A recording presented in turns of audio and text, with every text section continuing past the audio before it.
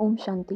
अपने प्यारे बच्चों के लिए ईश्वर का संदेश 29 दिसंबर 2025। आज की मुरली का टाइटल है बाबा ने कहा, मीठे बच्चे अब घर जाना है, इसलिए देह सहित देह के सब संबंधों को भूल मामेकम याद करो और पावन बनो। प्रश्न, आत्मा के संबंध में कौन सी एक महीन बात महीन बुद्धि वाले ही समझ सकते हैं? उत्तर, आत्मा पर सुई की तरह धीरे धीरे जंक यानी कट चढ़ती गई है। वह याद में रहने से उतरती जाएगी। जब जंक उतरे अर्थात आत्मा तमोप्रधान से सतोप्रधान बने, तब बाप की खींच हो और वह बाप के साथ वापस जा सके। दूसरा, जितना जंक उतरती जाएगी उतना दूसरों को समझाने में खींचेंगे। यह बातें बड़ी महीन हैं जो मोटी बुद्धि वाले समझ नहीं सकते।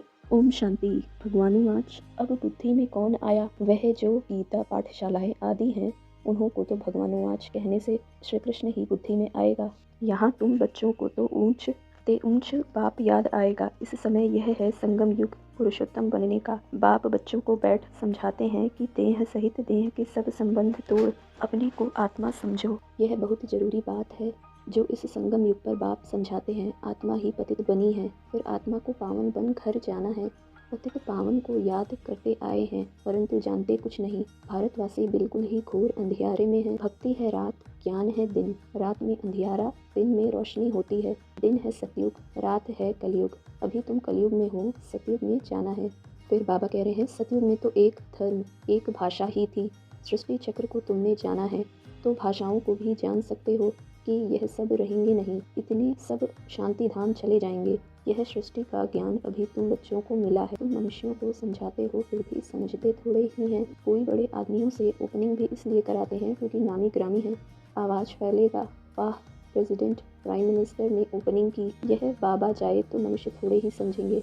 परम पिता परमात्मा ने ओपनिंग की, मानेंगे नहीं। कोई बड़ा आदमी कमिश्नर आदि आएगा तो उनके पीछे और भी भागेंगे।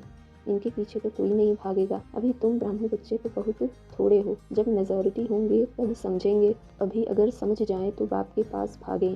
फिर बाबा कह रहे हैं, तुम प्रदर्शनी करते हो, कहाँ से 2 4, कहाँ से 6 8 निकलते हैं, कहाँ तो एक भी नहीं निकलता है। हजारों ने देखा, निकले कितने थोड़े। इसलिए अभी बड़े बड़े चित्र भी बनाते रहते हैं। तुम होशियार होते जाते हो। बड़े बड़े आदमियों का क्या हाल है वह भी तुम देखते हो। बाबा ने समझाया है, जहाँ जांच करनी है, किसको यह नॉलेज देनी चाहिए, फर्क देखनी चाहिए। जो मेरे भक्त हैं, गीता वालों को मुख्य बात एक ही समझाओ, भगवान ऊंच के ऊंच को ही कहा जाता है, वह है निराकार। कोई भी देहधारी मनुष्यों को भगवान नहीं कह सकते। तुम बच्चों को अभी सारी समझ आई है। सन्यासी भी घर का संन्यास कर भागते हैं, कोई ब्रह्मचारी ही चले जाते हैं। फिर दूसरे जन्म में भी ऐसे होता है। जन्म तो जरूर माता के गर्भ से ही लेते हैं।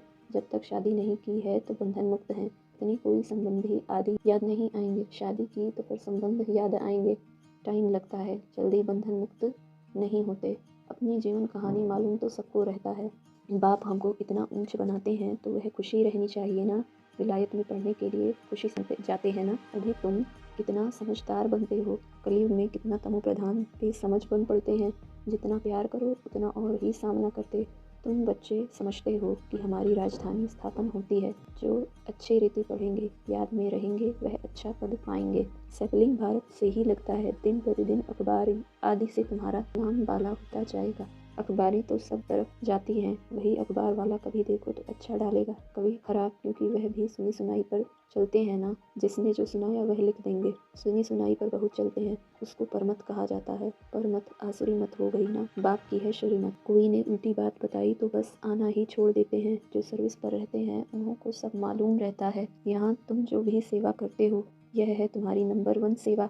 यहाँ तुम सेवा करते हो, वहाँ फल मिलता है। कर्तव्य तो यहाँ बाप के साथ करते हो ना। अच्छा, धारणा के लिए मुख्य सार। पहले पॉइंट, बाबा ने कहा, आत्मा रूपी सूई पर जंग चढ़ी हुई है, उसे योग बल से उतार। सतो प्रधान बनने की मेहनत करनी है। कभी भी सुनी सुनाई बातों पर चलकर पढ़ाई नहीं छोड़नी है। दूसरी पॉइंट, बुद्धि को ज्ञान की पॉइंट्स से भरपूर रख सर्विस करनी है। रग देख कर ज्ञान देना है। बहुत शुरू यानी तीक्ष्ण बुद्धि बनना है। वरदान, कलयुगी दुनिया के दुख अशांति का नज़ारा देखते हुए सदा साक्षी व बेहद के वैरागी भव। इस कलयुगी दुनिया में कुछ भी होता है, लेकिन आपकी सदा चढ़ती कला है। दुनिया के लिए हाहाकार है और आपके लिए जय जयकार है। आप किसी भी परिस्थिति से घबराते नहीं, क्योंकि आप पहले से ही तैयार हो।